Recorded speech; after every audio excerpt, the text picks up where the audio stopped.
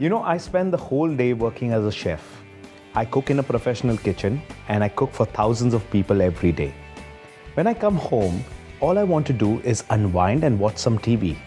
But no, my wife married a chef. My son thinks his father is a super chef and they all want me to cook. Now, I can't unwind if I'm cooking for them. Or can I? Because what I really do is, I cook in the commercial breaks. But it's really easy if you got a microwave oven.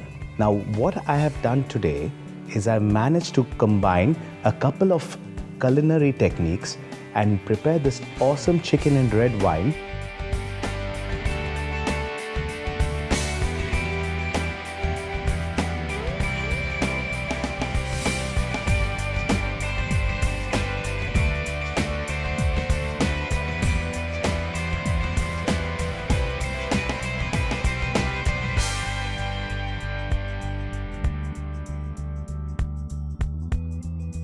First, I'm going to cut all my vegetables. I cut the vegetables in large chunks because stewing is a slow process that takes a bit of time and you don't want the vegetables turning into mush. I really love button mushrooms and I don't like to lose the stalks of them, so I cut them along the stalks.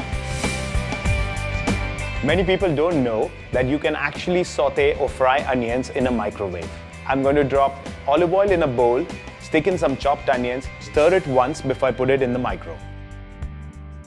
You just press start, no fancy combinations, no fancy techniques required.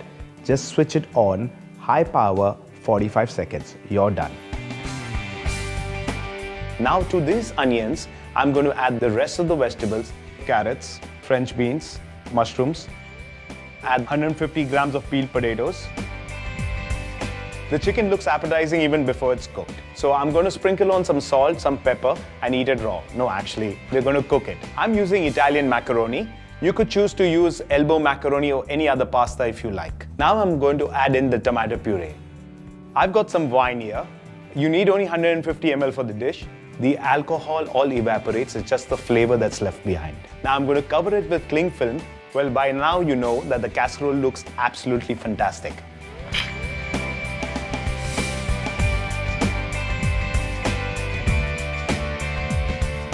The chicken was in the micro for the last 10 minutes and it has been boiling in its own juices. Now boiling is, we cooked it on high for 10 minutes and when all the bubbles formed, it was cooking the chicken through. Don't follow a recipe by judging it as only a 30-second or a 20-second to boil liquid. It's actually the amount of liquid that you're putting in. Now regularly, a 2-cup amount of liquid would take about 4 minutes in a microwave to reach boiling point. 2 cups is around 400 ml, which is about 1/3 a liter. To make a stew, you need a thickener. And for that thickening, we are going to use something called roux.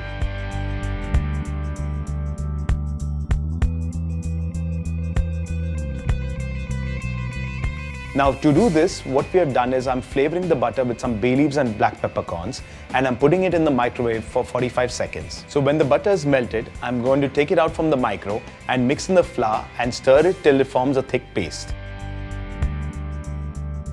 I'm going to switch dishes to a larger container and then I'm going to add in the roux. You know what I really like about cooking with red wine? Red wine is a tenderizer. If you have any tough meats and you want to marinate it, even a day in advance and keep, it really makes your meat soft and tender and the flavors go all the way through. Now I'll add the green peas and cherry tomatoes to it. The reason we add it at this late stage is so that it doesn't go all mushy.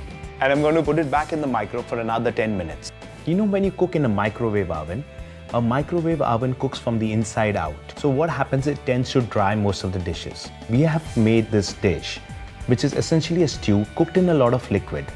So the liquid heats up and that cooks the chicken. And what you are left with is absolutely juicy chicken without the fear of it drying up. That was great, wasn't it? And it was all really easy. And I got extra brownie points from my family.